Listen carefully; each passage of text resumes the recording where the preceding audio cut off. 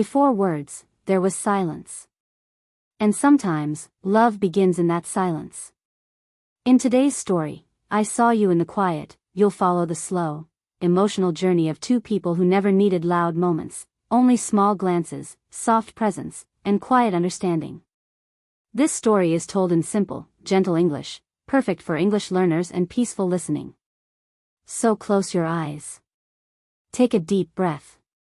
And just listen. To a love story that doesn't rush. Because some hearts speak best when everything else is still. There wasn't a reason for her to notice him that day. It was an ordinary Tuesday. The wind was slow, the sun was quiet, and her life felt like a faded page of a forgotten book. Anaya worked at the local flower shop, tucked in the corner of an old street where not many people stopped. She liked the silence. She liked arranging petals more than talking. She liked the way the world softened when she didn't have to explain herself. And then he walked in. Not with flowers in his hand, but with questions in his eyes. "Do you sell lavender here?" His voice was calm, not loud, not cold. She nodded. He smiled. That was it. But her fingers felt slower the rest of the day. As if they remembered his voice, even when her mind tried not to. He came back 3 days later. Not for flowers. He said he was just passing by. But he stayed long enough to ask if roses ever felt tired of being chosen. She laughed, quietly. It was the first time she had laughed with someone in weeks. His name was Reyansh, but he told her to call him Ray. He didn't ask her many things. He just sat there sometimes, near the corner of the shop, watching her tie ribbons, trim stems, and touch petals like they were secrets. Time passed gently, like a slow wind through an open window. She waited for his footsteps more than she admitted. He would show up on Mondays, then Fridays. He started helping her close the shop, picking up fallen leaves, locking the back door.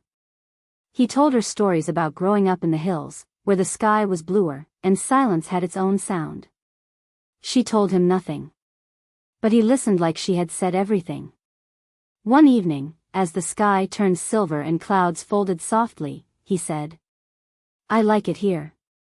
It's the only place that feels still." She said, "Still is nice. It's not lonely if someone shares it with you." He looked at her like she had written something on his heart. They never called it love. No one confessed anything. There was no first kiss, no dramatic moment. Just small things. Like how he started bringing her tea without asking how she liked it. Like how she stopped checking the clock when he was near. Like how her hands stopped shaking when he was around. One day, he didn't come. Not on Monday. Not Friday. Not the whole week. She didn't ask anyone. Didn't search. She just stood at the shop's door every evening a little longer than usual. Then, one rainy afternoon, a letter came in the mail. It had no return address, just her name. Inside was a single piece of paper. In his handwriting. "You saw me before I knew I was even visible. Thank you for being my quiet. I had to leave, but I left something with you. The version of me that finally felt like enough." She cried. Not loudly. Just enough that one petal slipped from her hand. She kept working the next day. And the next. But something had changed. The silence no longer felt like emptiness. It felt like memory. A kind memory. A year later, on a soft winter morning, a man stepped into the shop. She didn't recognize him at first. He had a beard now, and a scar near his eyebrow. But when he said, "Do you still sell lavender?" her world paused. He looked tired. Softer. Quieter. But his smile was the same. She didn't ask where he had been. He didn't explain. He just took her hand, the way someone picks up something precious they once lost and promised never to lose again. No words were needed.